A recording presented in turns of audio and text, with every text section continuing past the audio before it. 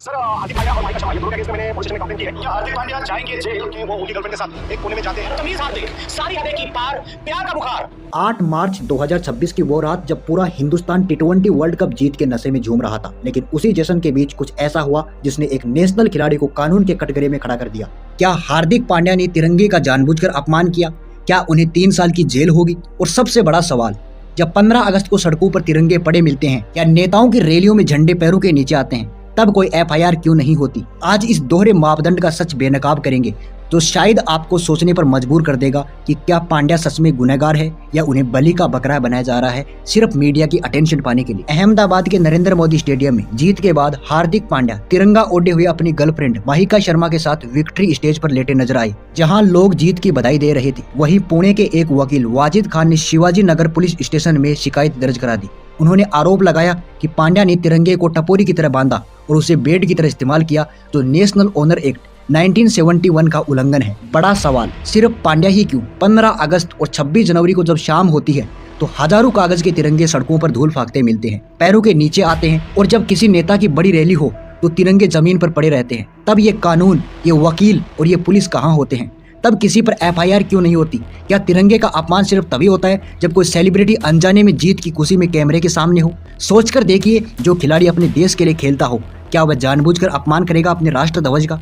हार्दिक पांड्या को अगर अश्लीलता करनी ही होती तो वो होटल में भी जा सकते थे। वो इतने गरीब नहीं है कि अश्लीलता सार्वजनिक मंच पर करनी पड़े। हार्दिक अकेले नहीं है, इतिहास गवाह है कि जब भी बड़ी जीत मिली है, विवाद पीछे पीछे आए हैं। जैसे सचिन तेंदुलकर केस 2007 में तिरंगे वाला केक काटने पर विवादों में घिरे, मंदिरा बेदी केस 2007 तिरंगे वाली साड़ी पहनने पर जिसमें झंडा पैरों के पास था, सानिया मिर्जा केस 2008 अनजाने में एक मेज पर पैर रखकर बैठने पर जहां सामने तिरंगा रखा था, शाहरुख खान केस 2011 वर्ल्ड कप जीत के बाद तिरंगा उल्टा पकड़ने पर FIR हुई, रोहित शर्मा केस 2024 में कप्तान रोहित शर्मा पर भी तिरंगे को जमीन में गाड़ने के आरोप लग चुके हैं। इन 5 केस में किसी ने भी जानबूझकर अपमान नहीं किया था। हकीकत यह है कि हमारे देश में 90% लोग नहीं जानते कि राष्ट्रीय ध्वज का अपमान कब होता है। सिर्फ इतना जानते हैं कि पैरों में नहीं गिरना चाहिए। अगर गलत कह रहा हूँ तो खुद आप अपने दोस्तों से, अपने परिवार वालों से, अपने रिश्तेदारों से पूछकर देख लेना किस किस को पता है। दरअसल हमारे देश में तिरंगे के सम्मान के लिए prevention of insult to national honour act 1971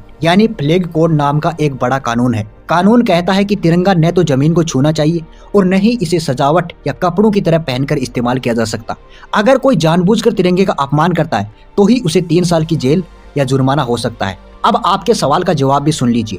15 अगस्त या 26 जनवरी और नेताओं की रैलियों के बाद सड़कों पर पड़े कागज के तिरंगों पर केस क्यों नहीं होता? ज्यादातर मामलों में वो लापरवाही या भीड़ की वजह से होता है। जानबूझकर किया गया अपमान नहीं माना जाता। और जहां तक खिलाड़ियों या सेलिब्रिटी की बात है तो सच ये है कि इतने बड़े खिलाड़ी जानबूझकर तिरंगे का अपमान करेंगे, ऐसा मानना थोड़ा मुश्किल लगता है, क्योंकि खिलाड़ी भी उसी देश के लिए खेलते हैं और तिरंगा उनके लिए भी उतना ही गर्व की बात होता है। लेकिन जब कोई तस्वीर या वीडियो सामने आती है तो लोग अलग अलग तरीके से उसे देखते हैं। कोई इसे जश्न की खुशी मानता है तो कुछ लोग इसे ध्वज का अपमान मानते हैं। वहीं कुछ लोग मीडिया की अटेंशन पाने के लिए सेलिब्रिटी पर केस कर देते हैं। क्या हार्दिक ने अपने पैरों में ध्वज को लेकर उस पर डांस किया? क्या ध्वज को फाड़ा? नहीं। तो फिर आखिर कोई इंसान ये कैसे कह सकता है कि हार्दिक ने जानबूझकर अपमान किया? क्या वे नेता देश का अपमान नहीं करते, जो करोड़ों का घोटाला करते हैं फिर भी उनका कुछ नहीं हो पाता, विदेशों में भाग जाते हैं? मेरी राय में ये अपमान नहीं बल्कि जीत की खुशी में हुई गलती थी। लेकिन असली फैसला आपके हाथ में है। कमेंट में बताइए कि ये जानबूझकर अपमान था या खुशी में हुई गलती। और अगर आप तिरंगे का सम्मान करते हैं तो इस वीडियो को लाइक करें, सब्सक्राइब करें और इतना शेयर करें ताकि हर किसी को पता चले कि कब कौन सी गलती तिरंगे का अपमान मानी जाती है। जय हिंद।